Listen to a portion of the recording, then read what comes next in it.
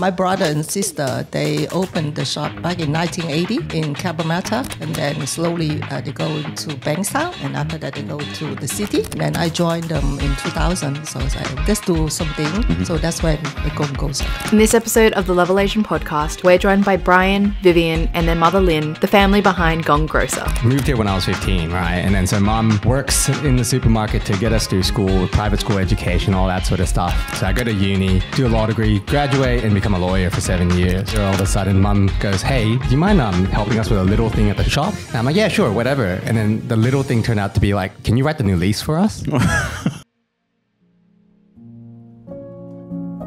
As a parent, what advice would you give to children in terms of how they can sort of like improve their relationship with their parents, regardless of business or not? It's go both ways.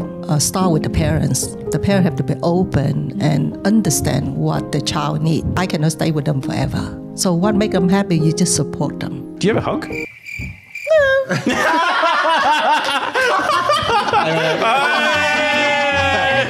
Well, I remember one time he broke up with one of his girlfriends, and I come. Break Brian's face. And then I come, and then we both lay in the bed, and I just like confirm him, and he kissed me and say, "I love you, Mom." Yeah. Mom, I run very serious businesses now. You can't be saying this. Before we get started on today's episode, we would like to acknowledge the traditional custodians of the land on which this podcast is recorded, the land of the Darug people. We would like to acknowledge and pay respects to our elders past and present and the next generation coming through. Now, onto today's episode. Okay, so I got a funny story about... So I went to Taiwan with my family and I took them there for Christmas, and I got into this massive argument with my mum. Like huge, and we didn't talk for like a whole day, and my dad was like stuck in between, and I can't even remember what it was. It was just, I think my mom doesn't have a filter when she talks. She just says everything. Like she's kind of like a bit more of a judgy type person, so she'd be like, oh, this person smells, or this person's weird. Like she like very like abrasive, right? And there's no filter. And I got so angry, like kept reminding her, I was like, be polite, like be careful about this sort of stuff, right? And we're in Taiwan, so people understand what she's saying. She's speaking Mandarin. I'm like, you can't even go to a country and then people don't understand. And then I hit like a tipping point, and I think I yelled at her. I shouldn't have yelled, but I yelled. She's that type where if you yell, she'll yell back. And so we're just in a shouting contest, and by the end of it, we're just like... Was this in public? Nah, this was in the Airbnb. Yikes. And yeah, so fortunately it was a bit more private. But man, it was like, to your point, traveling with family, it's not easy. We kissed and made up. We're all good now. But it was like, at the time, it was like, very uncomfortable. And like, I think that was the first time as like an adult growing up, traveling with my family, I had this idea that this is what traveling with family is going to look like. And it's going to be like, we're going to be amazing. We're going to hold hands together and we're going to have a great time. But it's not. It's like you do sort of, because maybe growing up, you sort of then end up having your separate lives, that it becomes really hard. Everyone's got different habits as well. So yeah, anyway, I thought I'd share that real quick in terms of that trip. So hopefully your trip was better than that. You guys didn't get into any arguments. No, we don't. Just microphone. Yep. We don't. It's just like we know when to step back. Yep. Yeah. So You know when to hold back, when to hold back. So Okay. yeah. What if Brian doesn't agree? When you say we know when to step back, when do you know? Like, what do you think you see? Well, when I see him a little bit angry, sometimes I say, I just step back, let him pass his angry, but overall we have a great trip. Yeah. It was like, overall it was a good trip. But Good trip. Same here. Overall, it was a good trip, but it was 2 weeks too long, and we could have probably spent a little bit. And then, they left, they stay behind. I stay behind. When we go to Nha Trang, I said, ooh, the kid got home, just me and my husband. And you're like, thank goodness. So that's what I wanted. I wanted, like, we should have split up. We should do a 3-week holiday or 2-week holiday where one we're always together and then one we split up or something. Or you can just have like times in the day, where you meet up or something. Well, like just to set the scene a little bit, because we obviously know you guys, and I think for a lot of listeners, a lot of people do know Gong Grocer as well. But I know certainly when I first met Brian, I was trying to understand also the dynamics of the family in the business as well. And for context, there's obviously going to be an intro in this video as well, explaining that. But maybe just going through your, roles in the business, and then obviously the relationship. So you got mother and son.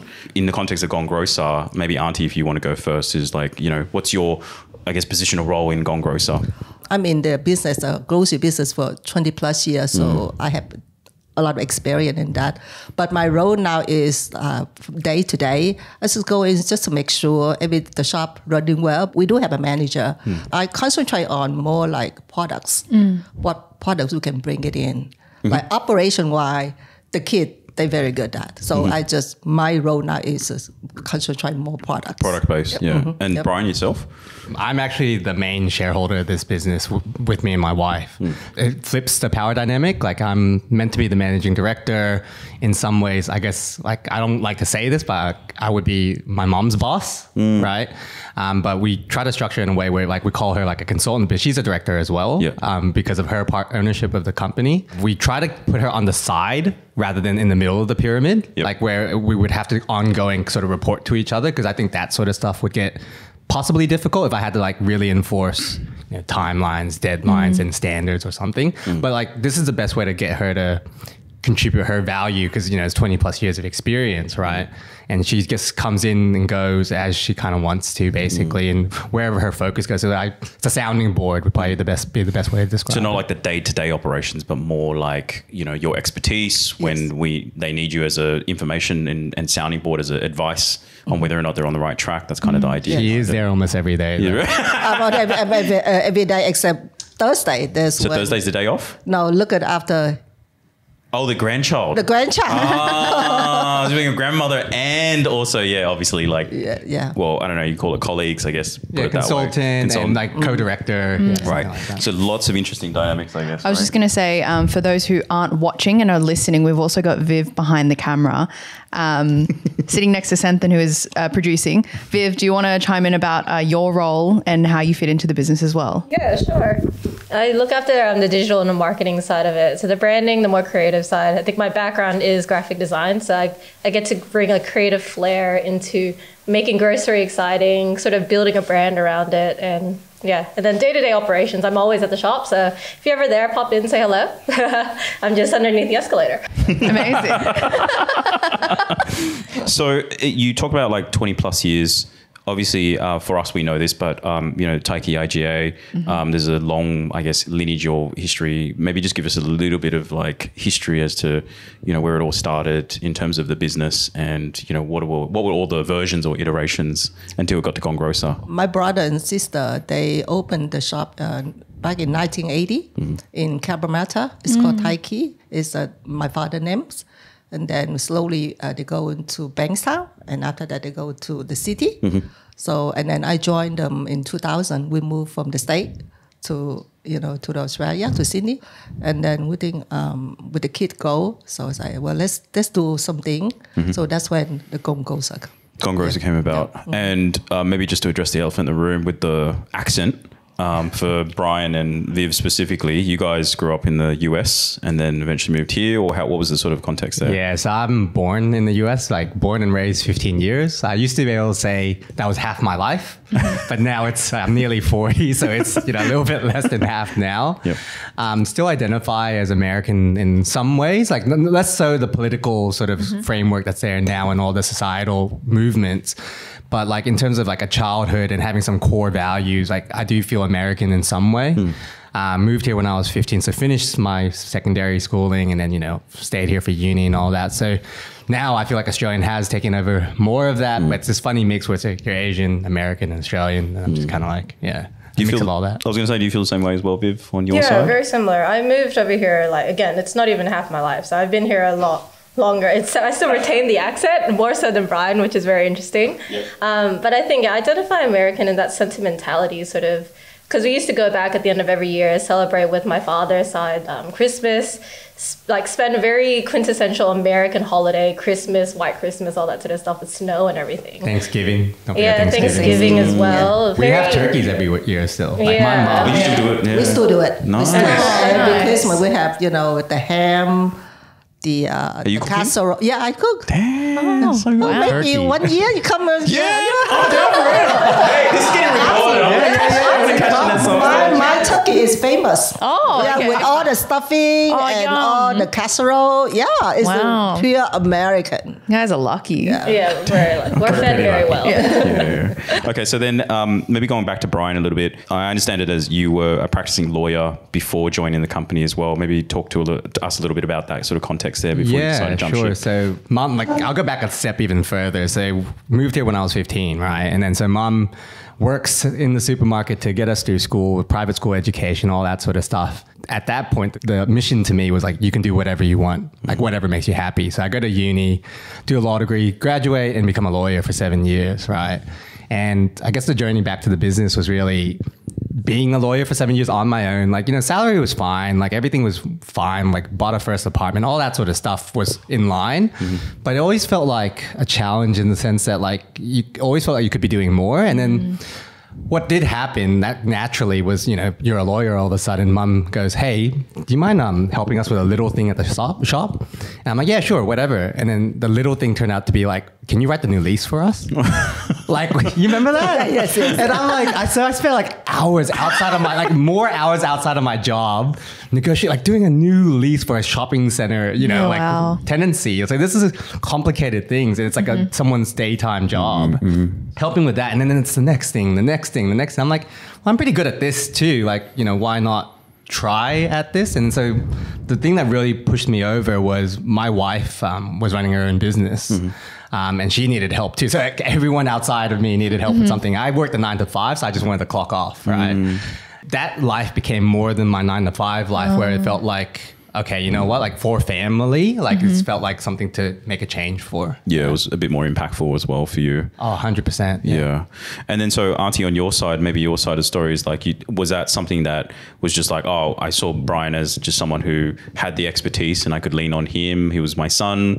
Like, what was the thinking behind it? And then was it you, Brian, who proposed the idea to join, or was it Mum's idea? How did it happen? But maybe I'll let you answer first. Yeah, because he got a law degree, right? Yep. So everything, we do have solicitor, but this is his family. But he's free. So, yeah, he's free of charge. I just need to feed him, that's all, right?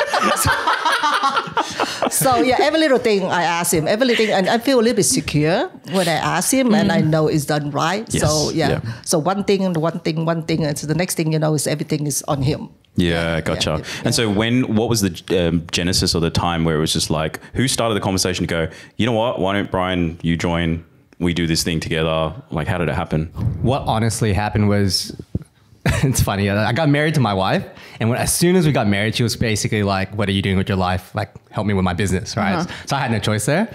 As soon as I went across into being a business person, right, I think that's the gate kind of opened, and they kind of realized we can ask a little bit more now because this is what you're always doing. So in terms of that specific question of, when did the supermarket opportunity come up? Like, to be honest, like the other business is fashion. So, we were always in discussions with each other about, how to diversify what we do. Because like fashion is a bit scary. Like it's fast fashion, it's trend based, and there's a lot of headwinds that you have to think about. Yep. And we're like, well, we have a family history in this successful business. Like, you all know Taiki IGA. And then we're like, why don't we expand that? So the conversation started with like expansion. And I can't really think about, I guess in terms of who had the genesis of expansion, I would probably say me more than you. But in terms of help out the family, it was her more than me. But if we're helping out, the pie had to grow, right? It needs to be bigger to sustain, myself, and then my sister's coming on board, all that sort of stuff. So it felt like the script switched a little bit. And I do wonder, because it's kind of like, I think Ken was just asking you, like, was that intentional? Or like, yeah, was it a grand plan, or was it just you saw things as they unfolded? No, I just like, because I just want to let my kid do whatever they like, what make them happy. Yeah. But it just somehow is just brought us to, this path. Yeah. I find this very uncommon, and that's because we talk to literally all Asians, and having a parent who literally says like, I just want you to be happy and just do what you do, in my opinion, for this generation is actually very common. And not to bash on Brian's age, but with 40, we're talking like an even slightly earlier generation, even for my age, which is, you know, sort of like early to mid 30s as well. My point is that I was actually curious now hearing it from a parent. Why were you okay with that as opposed to every other Asian parent that we know of who goes, no, you got to do this, and this is the better, safer thing to do? To go back, when Brian finished high school, he's a very smart kid. So I want him to be a doctor, right? All the Asian parents wanted that's the thing. Yeah. But he say, but all this time say, yes, mom, make me happy. But until the end, he say, Mom, I just want to be a lawyer. I also didn't get the marks to be a doctor, but I did just enough to do law. So we're back. We are a very open family. They are my son, my children, but they're also my friend. So we can talk to anything. So whatever make them happy, I'm happy. So got it. Yeah. And so you say, like, of course, also friends. Yeah. I imagine it wasn't always like that. I'm sure you had your own issues and arguments and things like that as well. And I think we want to really unpack that in this episode, because I think, you know, Viv found out yesterday that my parents used to own an IGA in Riverwood. And right next to Riverwood Station, my parents owned it for 7 or 8 years. And so I grew up in my high school period inside a supermarket as well. So I can relate very much so. Now, I was very young at the time, and also just very much so. My parents, it was very difficult for them to let go and let people manage the business. They had a hard time. They had to do everything themselves, and it's very obviously old school in the way that they think. I was just this free labor basically at the end of high school, and just being able to like go there and give them a hand and things like that as well. The reason why I share that is also just because the dynamics that I had with my parents work in a family business, and Viv also, worked. Yeah, her my dad owns a takeaway shop, and my parents have always have been in hospitality. So there's 3 siblings, or 3 kids all together, and we've all taken turns. So I started off doing the free labor. I recently found out that my brother gets paid whenever he goes now. And I was like, well, I guess the generation is it new. your older brother? Or no, they're all younger. That would be another bad dynamic too. Yeah, exactly. Yeah. So the reason why I share that is because my experience working with my parents was very much so like you do this, just get this done for me. I want you to do that. And I was just taking orders and that. And so like, I don't think I personally ever resented that dynamic. It was very natural, I guess, because they are my parents and they were always telling me what's best, and I just do that. But of course, now with you coming up with the idea of Gong Grocer, or then moving in towards that and being more sort of like either equals, or in this case, like boss and consultant, what sort of challenges did you guys have going through that? Because of all the different facets of your relationship? Well, for me, it wasn't easy because after all, he's my son, right? Mom knows best. Yeah. When we started, it wasn't easy at all. We both very strong-headed. Yeah. So we argue too, but I got to think about what's our goal here. Our goal is to make the business successful. So put all the personal feeling, everything aside. We just concentrate on the business. I think that's what helped. Yeah. Can I ask, like, what kind of things were you arguing about? Like, what were the common themes that kept coming up? Was it because you were mother-son dynamic, or was it stuff to do with business, or was it both? Respect. Well, respect, and then more the business. In my mind, like I say, I got 20-something plus year experience. I know more than you are. Right? So there's some of the stuff you come up, I cannot accept because I know this is not good, this is not going to work, this is not going to work. But after a while, because like you say, you're a parent, I'm old generation. So it's different, but I see with the kid now, when they come in, the fresh idea, technology, new fresh look. So you got to step back and say, look, if you combine your experience with your kid, all the new thing they come in with, I think that will help. That's like what makes the business. Yeah, that's why. Yeah. Like the younger generation and the older generation just kind of walk together. Yeah. It was a combination of both. Yeah. I think like the problem is like, this is like the glossy sort of looking back version of it, right? Like obviously we're here now, we're sitting here, we haven't fought and, completely, shut each other out or anything like that. But the challenge to get there was really hard. Like the reason I said respect is because initially what Mom said was, I know more than you. Yep. Like, well, if you know more than me, then why did you get me here? Or why am I the one pushing this? If you already knew this, why didn't you do this yourself? Like these are the natural thoughts that kind of come in your head. And I guess if you are too prideful or you're not like trying to be understanding when you're engaging with each other, it's easy to then be at loggerheads and then not be able to reconcile that.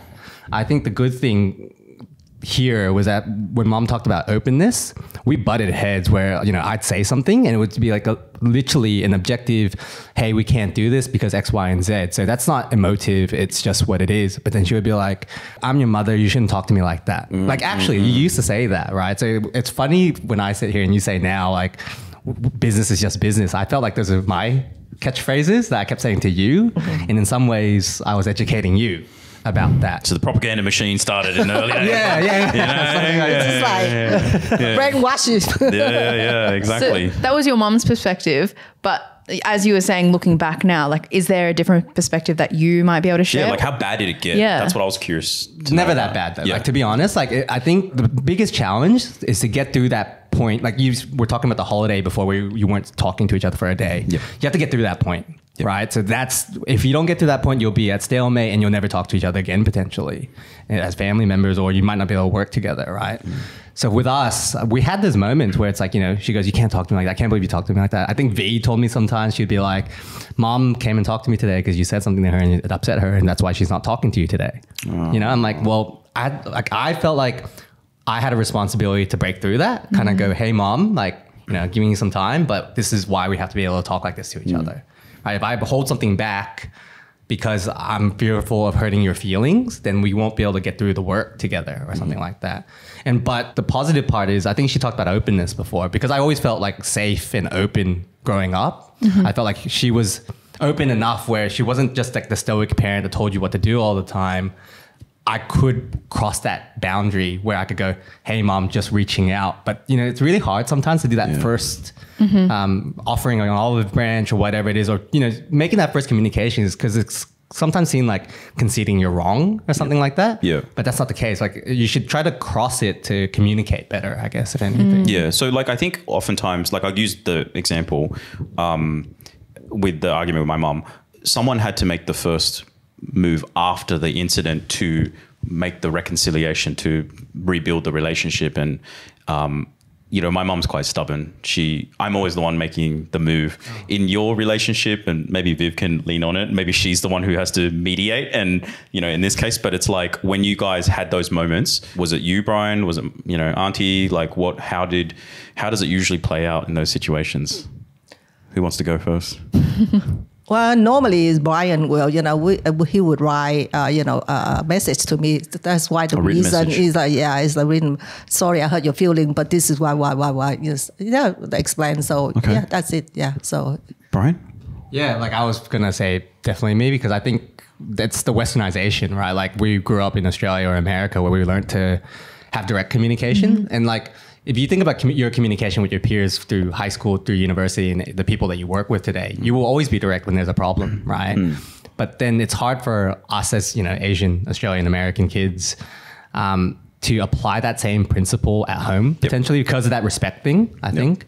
And I think like if you try to do it, it probably can result in some good sort of outcomes, especially in our situation. It meant that, you know, the important thing to me was, you know, don't gloss over the fact that I hurt her feelings. You know, like clearly her feelings were hurt. That's why she's ignoring me, right? So, you know, say sorry for hurting your feelings, because you never want to hurt your parents' feelings. But then go, maybe this is why I did it. And hopefully they can understand the why and hope they're not stubborn about that. I'm very lucky. I have the best mother. Like, you know, she's not a stubborn person. I know that I can say that to her and she would understand that. And I've always felt safe to do that, I guess. So, yeah. That's really interesting, because I know that there's a big conversation going on at the moment. One of the platforms being TikTok, and there's like a debate between Eastern versus Western culture and how we communicate. So Eastern culture, for example, when Westerners go back home to visit, you know, the Eastern culture, there's a lot of communication that is reading between the lines and you just kind of have to figure it out. Whereas Western culture is very direct, like you said. And then when the two clash, you don't know how to kind of bridge the gap, right? I want to ask Viv, put you on the spot. When all of this was kind of happening, were you already in the business? And then if not, or if you were, like, were you the one mediating a lot of it? Were you jumping in or having to bridge that gap between the two of them? I would have already been in the business, I think, especially early on. Like, I can think of because at that time I was still living at home as well, so that's why I could see a lot of the aftermath of things. I would know something would have happened because of the way my mom was just acting. So that was the reading in between the lines. It was never like, I'm upset today. It was more like, she's just quiet. She didn't say hello. The way she was like chopping veggies, the way she was cooking, I could already tell something was a bit wrong, because I wasn't directly in some of these conversations between Brian and my mom. But then I also have a very close relationship with Brian as well, where we always just talk to each other. We have like a group chat with my sister-in-law Wendy, and we would just we talk about everything between our corgis to like work life and everything. So then I'd be like, hey, what's up, kind of like thing, and he would kind of already know what that he already knew what that meant. So then I would kind of, I didn't feel a responsibility to it, but you obviously don't like seeing your mom upset. Like, I don't like seeing Brian make her upset, but I also, at that point... You just don't want to be in the middle as well, right? That's why I moved out. No, but it's also like, I understood from Brian's perspective as well, because I understand, like, from a business perspective, trying to make a commercial, trying to just be direct and get results. But then having that sensitivity to my mom's emotions would just try to cross that bridge to be like, hey, mom's feeling this way. It's a bit longer than usual. She's feeling a bit upset. Like, I'm just going to let you know. I'm not going to tell you what to do, but it's just so that you're aware that she's being affected by this. Yeah, that's good. It's really interesting seeing like the different dynamics of generations. And the different, like, I guess the generations plus the cultural nuances being involved here, right? Like, we're all reading between the lines with our parents, but at the same time, you know how to kind of resolve the conflict because you've been in direct communication, how that works well. I think the other thing though is, so you know how we talk about it being like a conflict between two cultures? Like, I think we should flip that conversation and be like, what about taking the best of both worlds? Like, think about it. We're so intuitive about our parents. Like, V talked about chopping veggies. Like, the way you chop the veggies shows that you're angry, right? And I already know because I was like, and like, imagine if you had that and you paired it together with direct communication with your parents, like, especially now where the ages we are, and, you know, I'm a bit older, but anyways, but like introducing our parents to that and bringing them around to that, you know, and, you know, our parents aren't so old that they can't shift a little bit and then we shift a little bit and meet somewhere in this like sort of beautiful middle space where we just have a very colorful, communicative relationship, both direct and indirect, you know, like that's what I think. But I imagine that would have been hard for you, Auntie, because, you know, you sort of like grew up for such a long time knowing that this was just the way that you sort of operate on an emotional level, right? And like you probably would have seen your parents, the way that they acted. And so you've been in the US and you've now in Australia and of course, you know, Vietnam and obviously everywhere that you've been. Say there's like Asian language, love language is quite different. And for example, like we always joke around, like cutting up fruit is a way to apologize. Was there ever cutting up fruit firstly? Or like, did you ever, maybe Brian can lend in this, like, was there ever like an outright apology to each other, or was it more around softer language? How did you go about it? We just maybe softer language. Yeah. And so it's just that. It's a softer language, and we just talk normal. That's it. So you have conversations. That's kind of the way it goes about. Like he'll send you the message, the written message, and then how do you respond? I replied it back. Okay. I replied it back. You know, I understand, and then that's it. Just come home and then we have dinner and just back to normal. Yeah. And you got to have the humility too, because like from our perspective, we can be too know-it-all. Like if they say, okay, I understand, like just leave it. Or if they say, okay, I understand, but I disagree about certain things. Depending on what that thing is, like maybe you shouldn't push it all the way through because you'll never be 100% like eye to eye, right? So like then they'll also have the respect. Now here's respect coming back in to go, okay, maybe that's like an area I shouldn't touch though, because that is an area where respect should always be. So like, best example for that would be like these are like arguments we have, like as best as possible in the workplace. I try not to do it at the workplace. Like, so let's say there's something she's done that I strongly, vehemently disagree with. As best as possible, I like, you know, you might in a normal corporate workplace make an example of someone or, you know, like so face, you know, make sure that I don't do that at work, take it home and do it privately or something like that. I'm not saying that like I sit there and lecture her, but just those conversations that could be prickly like that, like maybe find the right space and place for it rather than doing it in front of you of everyone. Because then that's probably an area that is hard to shift. Do you have anything you wanted to say about that, or? No, it's just, we just like I said, we were very open. Yep. So that was from when he was little, so it wasn't hard for me. So it was still common and felt familiar to you.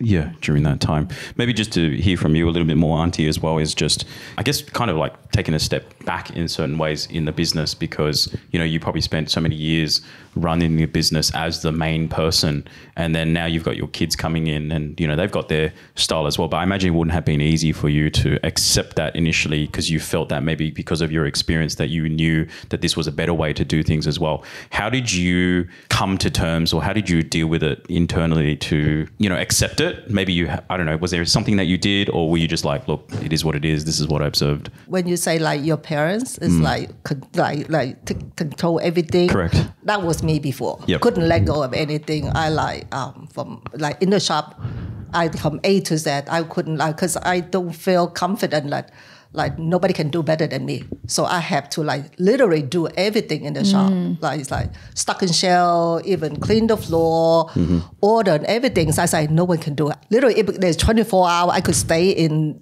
the supermarket. I would stay there 24 hours. But then when there's come time when you a little bit older, even you want to do it, but your physical don't let you do it, right? So and then when the kid, and slowly when after working with them, and I know their ability, and then I say slowly I got to let go.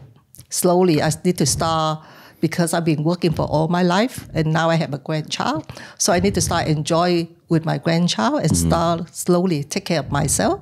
And my husband, because we will travel, slowly let go. So when I go to overseas, come back, the shop look good. The business is good. So I told them that every year I go 3 times now. I still need someone to look after Cody. So that's what it wasn't hard. It wasn't hard. So you need to learn when time to let go to the next generation to take care.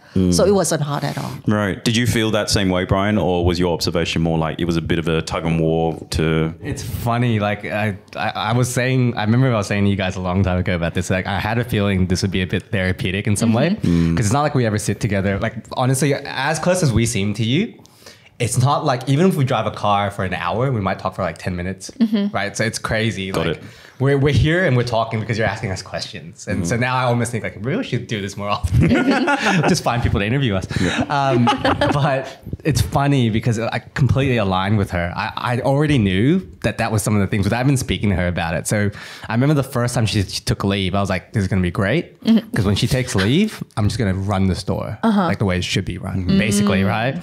With the manager, he's got all responsibility. She can't do the ordering from overseas. She couldn't do any of it. She came back and it was like neat. It was fully stocked. Sales were, everything was good. And so I knew that if she saw that, she'd be like, cool. I think it's like the same as if I came home with like 100s. And this is actually true.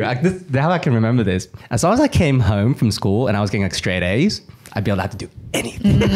You proved. I can go out till like whatever time at night, whatever, because I proved that I could do it, basically. So yeah, that's all it is, I guess.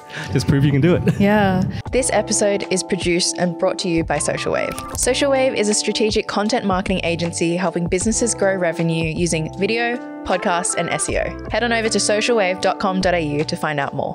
Now back to the show. I think I have just sort of an interesting point on my mom, like with letting go of certain parts. I think she was finding different parts of work that she found more fulfilling and letting go of the parts that she didn't spark as much joy, I guess, for lesser words.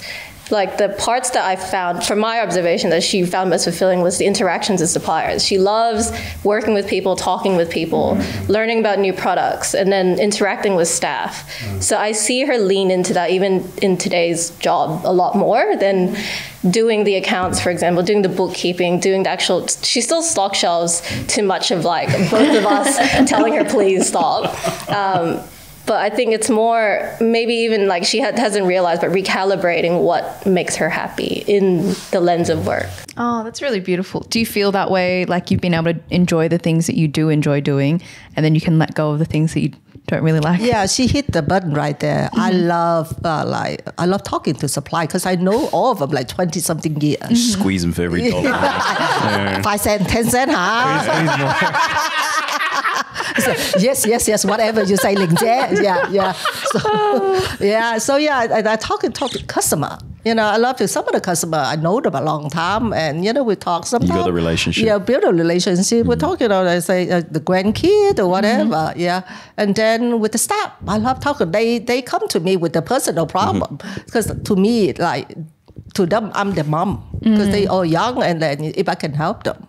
Yep. Then they also they say all my staff is all my the younger one, it's all my son and daughter. I treat them like that. Yeah. And you were saying that you cook for them on your days off and everything. Yeah, right? I do that because I love to cook. Yeah, so sometimes like the weekend I cook, I bring them and I love cook very good. Yeah. When she said that she invited you over for Thanksgiving, she actually means it, by the way. So I means it. Hey, I'm serious. I'm not just. Our Christmas dinner, like there's always rotating faces, and it's like when she says she likes to talk to people, like no doubt, like if she had like today's going to be a positive experience, right? Because it's you guys, and she's opening up, and I can tell that she's very comfortable. But when she meets people and she feels like a genuine like connection, like she does that mom thing, and I feel like she feeds you. Yeah, you know what I mean? Like she does that. Yeah, definitely. That's the love language, right? Have you eaten? It's like your jumper. It's literally have you eaten yet? Yeah, Exactly. Well, you guys have been mentioning grandkids and everything quite a lot. You're a dad. And when we were speaking on our prep call earlier, a little while ago, we were talking about bringing cultures across different generations and making sure we preserve culture. And we were speaking about this analogy of like, it's almost like you're passing on a quilt blanket and stitching on little pieces as you go and passing it down to the generations. So as I guess the younger generation or the newer generation, can you maybe speak on what that experience is like and what kind of made you realize, hey, I do want to bring these pieces that my parents have given me, my mum has given me, and pass that on to myself and then my kids and continued? I think the hardest part of that is like identifying like what your identity is first, right? So you got like, you're describing a quilt. So you're like, I'm going to add patches. And let's say adding these patches, you can only add 2 or 3 during your lifetime, right? Because, you're your child or my child. So I've got a 3-year-old daughter. And, I'm going to have a finite amount of time to be able to teach her some things or raise her in a certain way with certain values, right? And it can't be every single value I have because something's got to give, something's got to take. Like, my mom probably wishes I was a bit more like her in some ways with our culture.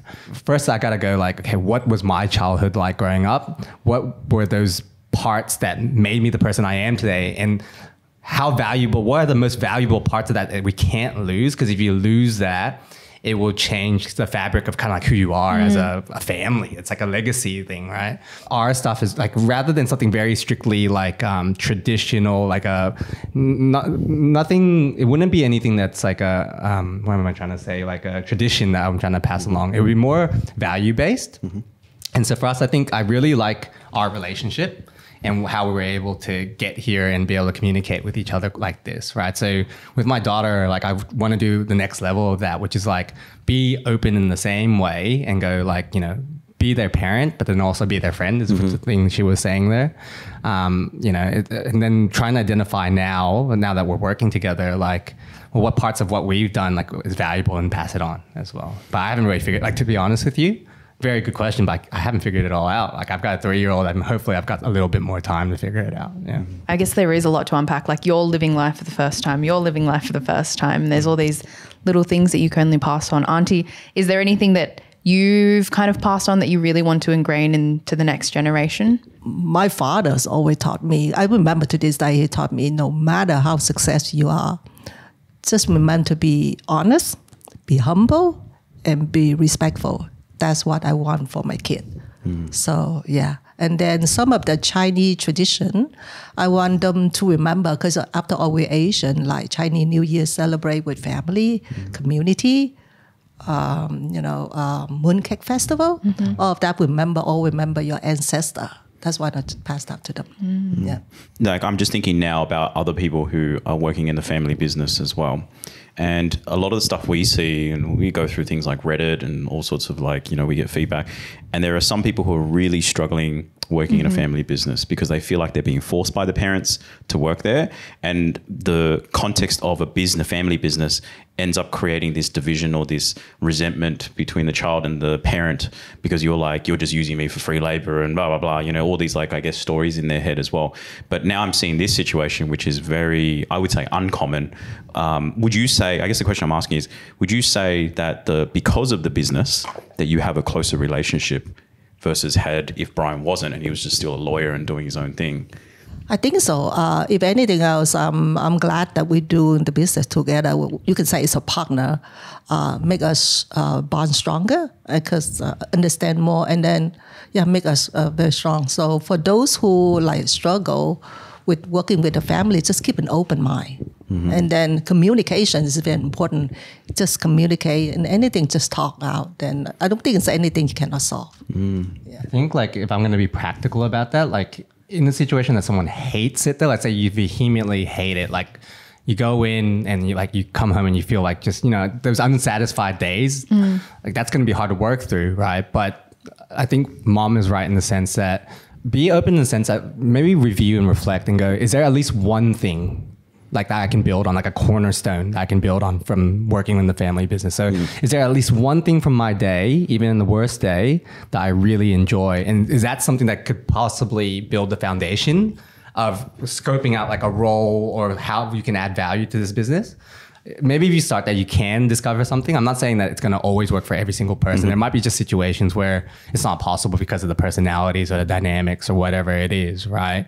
But if you start somewhere and have an open mind and go, hey, is there like something positive about this? Like, is it, you know, like Mom talked about community and supermarket and that sort of stuff, right? Like, for example, you know, being from a law background, I wouldn't have ever thought opening a supermarket, like, why would I want to run a supermarket, right? It's just retailing. But actually, once you back up and you're like, I really enjoy Mooncake Festival, like a Mid-Autumn Festival every year, right? Because it's, you know, I go out to the stalls and I get to see people and people are just happy, you know, and that's just such a positive thing about our culture. And when you see people about and their families and you're all celebrating the same, it's nice. It makes you feel Asian, it makes you feel Chinese, and it's great. So, you know, you just find that one thing about the business that maybe you do enjoy doing, right? And then from there going, can I create something from that? And then have the conversation with your family if you're working with them about, hey, maybe I should focus on this, you focus on that, and this is how we can make a working machine. Definitely. Have you got anything else you wanted to add to what Brian just said as well? Or I think he hit the point. Yeah, definitely. Viv as well, I guess I'm curious to get your thoughts.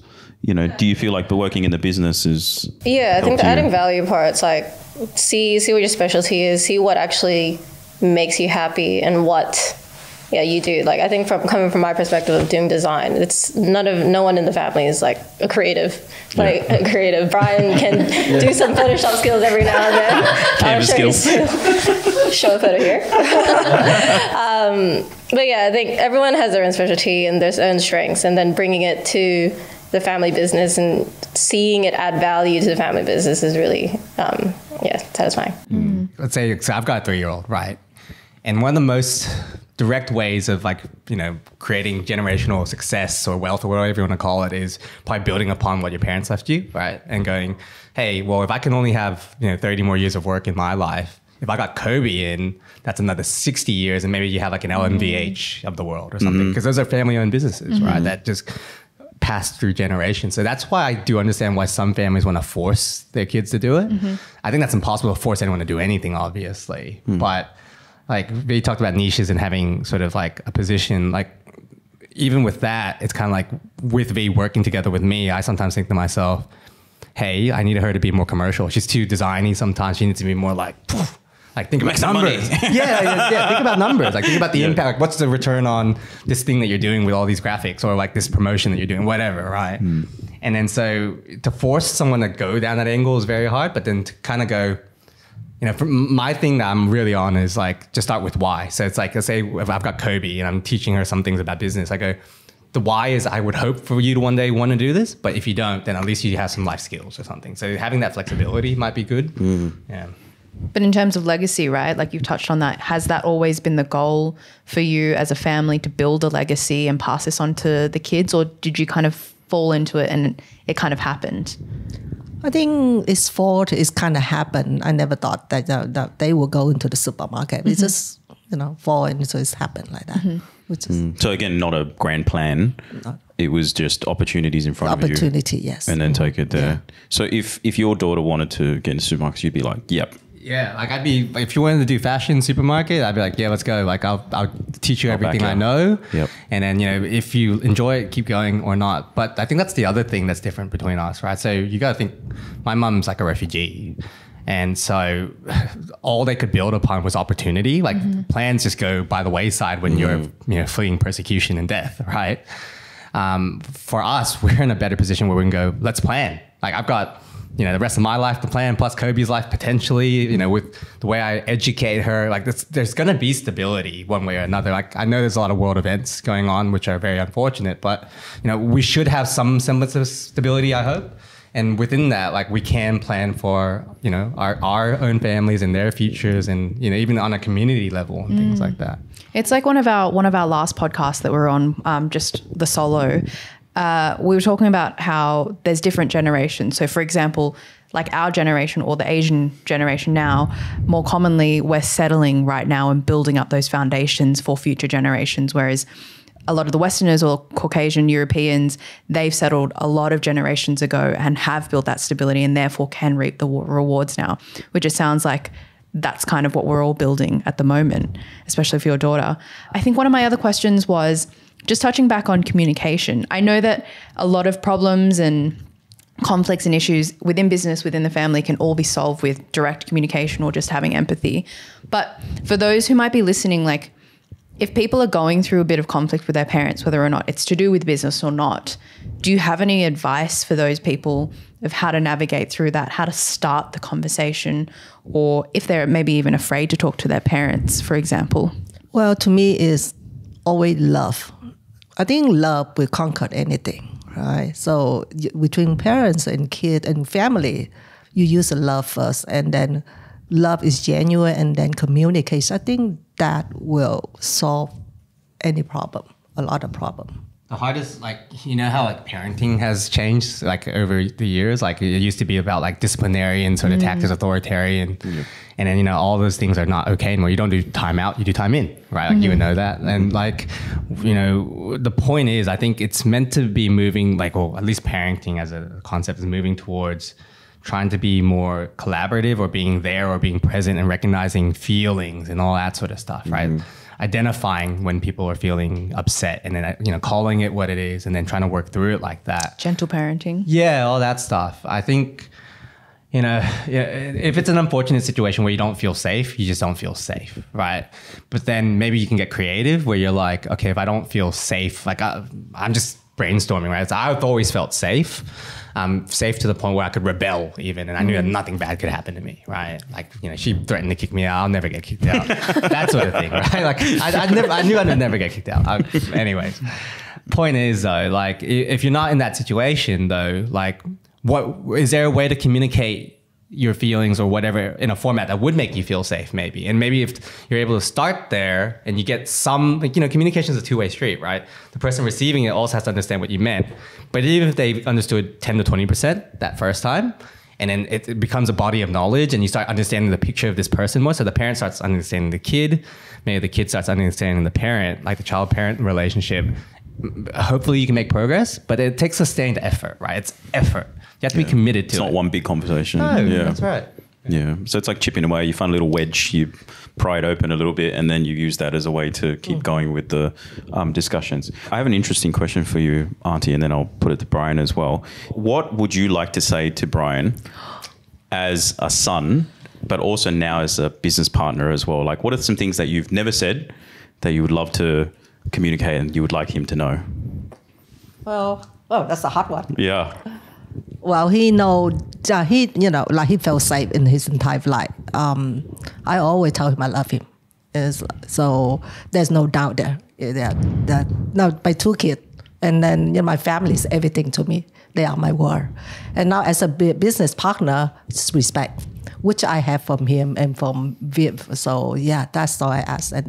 And I'm fortunate, have the kid as a business partner, and work together and build that relationship, understand more as a family, as partner and a business partner. If anything else, I'm so glad that we go in business together. But I think because mom and son, sometimes we talk like he say, like we sit in the car, so only talk 10 minutes. Right. But with business, so I know more about him. He know more about me. And then going to work every day since she moved out, every day I see her, make me happy. I cook dinner for her and lunch for him and stuff like make me happy.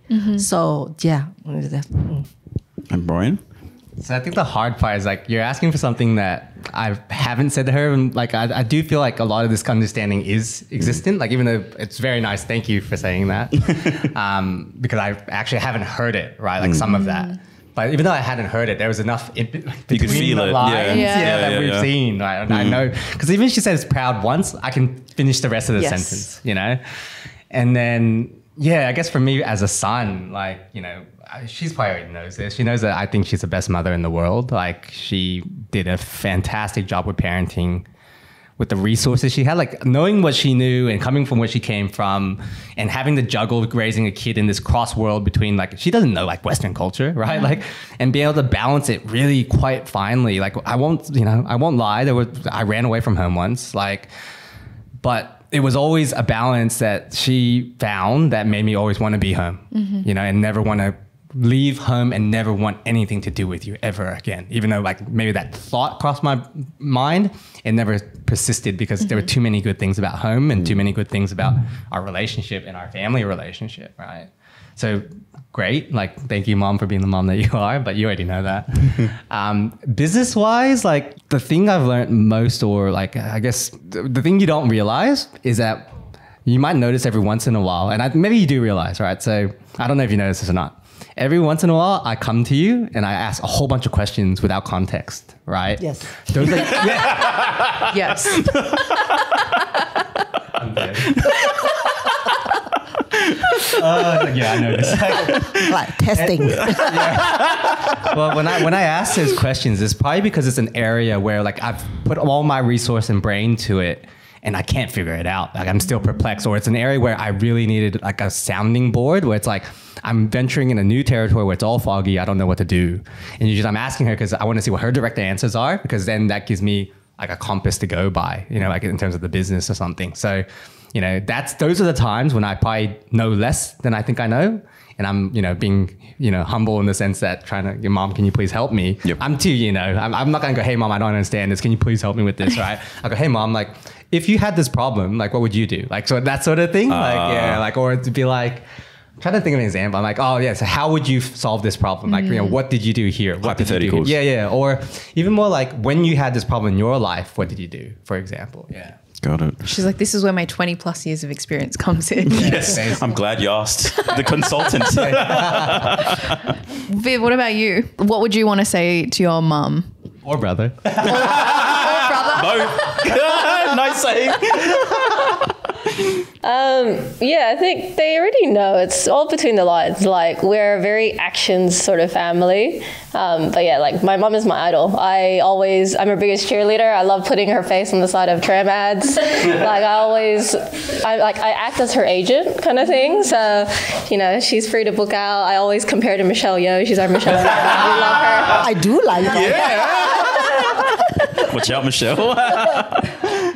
No, but I'm her biggest fan girl. It goes back to like this example when I was a kid and I used to follow my mom around Chinatown. It was this moment where I realized she was actually a very important person in the community. We'd be walking down Dixon Street and everyone would be saying hello to her. People I wouldn't know. They'd be customers, suppliers, like business people. And that's when I realized she was like a really big pillar of the community. At that time, I was very young, but it was a very big impression. It like played a big impression on me. And then, I just thought of this memory again. And it's like, wow, she's actually for just 20-year career and it's a very big part of the community. And I want to, prop her up and give her flowers because, it's an amazing job. And I think Brian's always been led a great example for me. I always try to, emulate what he does in a sort of sense of like business and how he acts, how he, interacts with people. That's the most I'm ever going to give them compliments. Amazing. Yeah. That's pretty beautiful. Yeah. Have you got any other questions on your side? I do. Just a curious question. being in business, doing all the cool things that you get to do. You were talking about TV commercials before as well. Maybe like one of the coolest experiences that this experience has given you.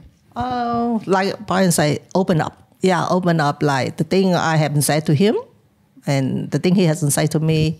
So I think with this, like this, give me is like, just like lightning. It's just like, yeah. So I feel closer. So the thing that he know how I feel, and I know how he feels. Yeah, that's like being able to actually directly say it. Yeah, because again, Asian language is also very much so subtle. Yes, and soft. And we don't show our You don't feeling. outright show your affection. Yeah, yes. You know, do you have a hug?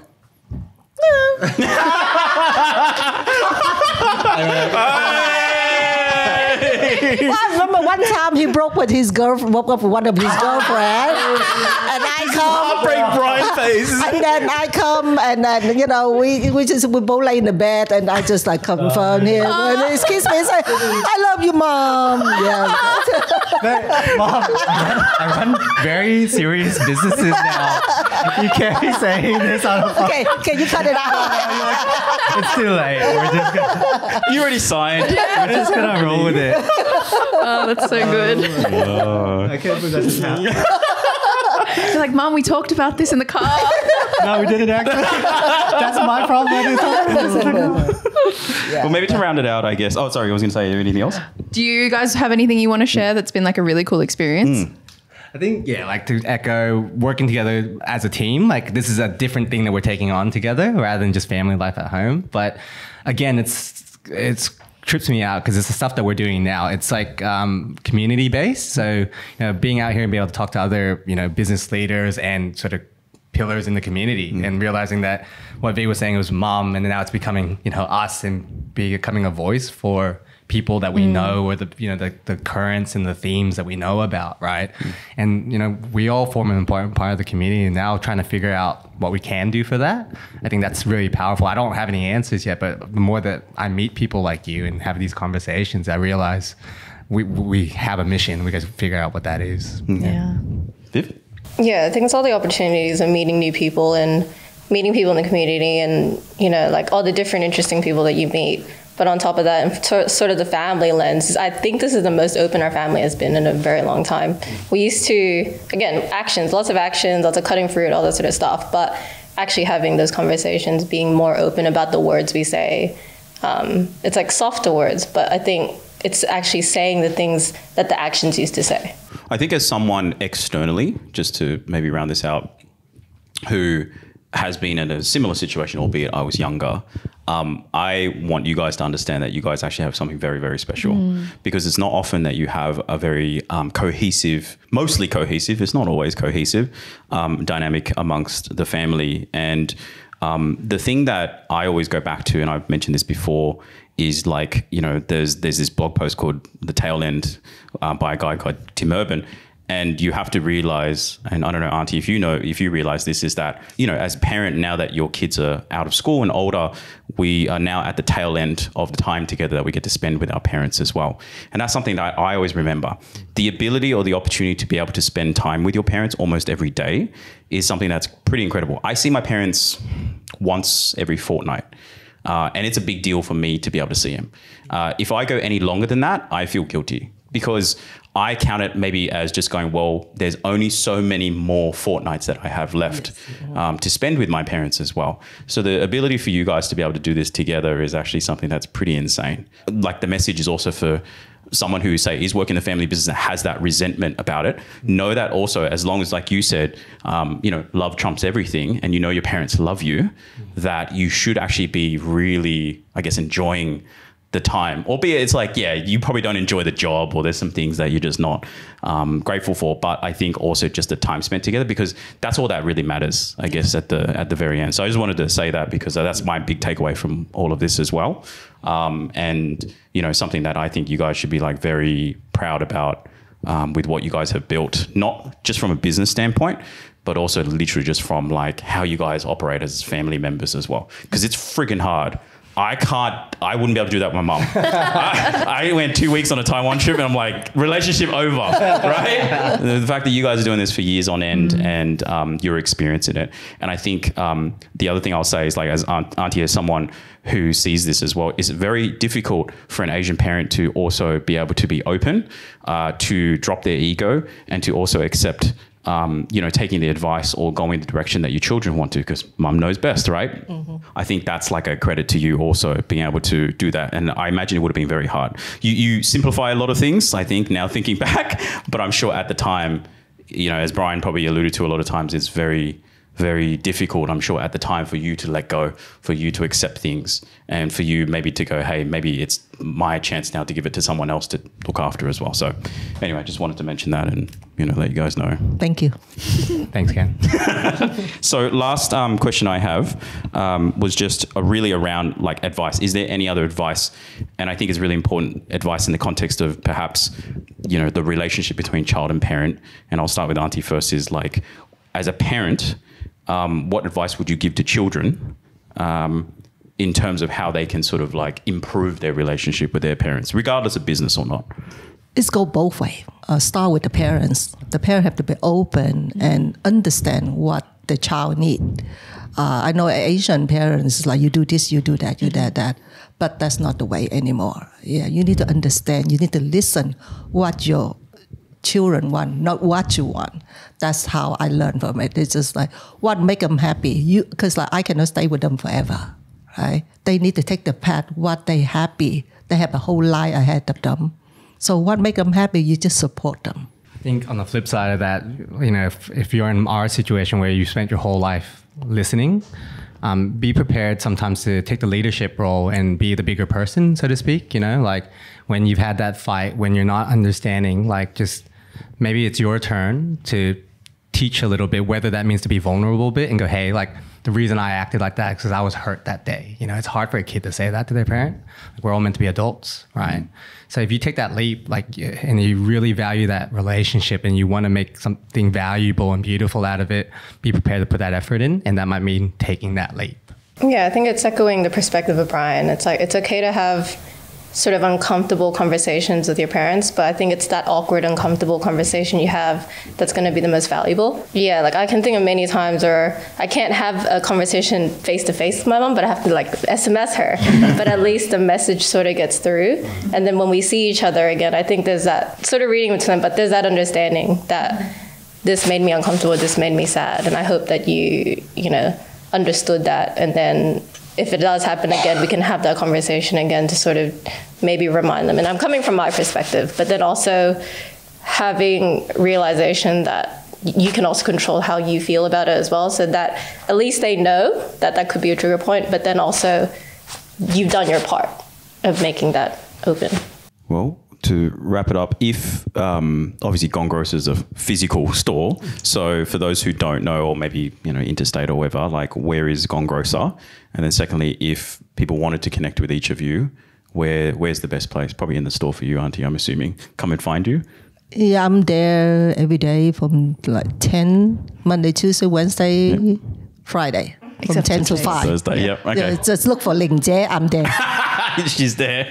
Ask for her. Yep. And then Brian? Yeah, so I'm at the store sporadically, but you can always connect with me on LinkedIn, or go via the Gong Grocer Instagram, and V will just pass the message along. Always happy to talk to anyone. Yeah, so I look after the social media, so always open to any conversation. Slide into our DMs, Gong Grocer, and also I'm physically at the store 5 days a week. So find me under the escalator. Under the escalator. Yeah, thanks for coming in as well. Yeah, I really appreciate it. Gong Grocer is obviously based in World Square here in Sydney as well. I was saying to the guys, I haven't had the chance to go yet, but we really want to make a trip out there as well. It looks beautiful, and like I said, you guys should be really proud, and appreciate you guys coming on the show as well. And thank you for the goodies. Yeah, definitely. Thank you so much. Thanks, guys. Thanks so much for tuning in. A lot of work and effort goes into Level Asian with a whole team behind the scenes. While we aren't looking for anyone to pay for this content, what helps the podcast grow, reach more people, and benefit more Asians around the world is if you could leave a 5-star review if you're on Spotify, Apple, Google, or any other audio platforms. And leave us a like, comment, and subscribe if you're watching on YouTube. Catch you on the next episode.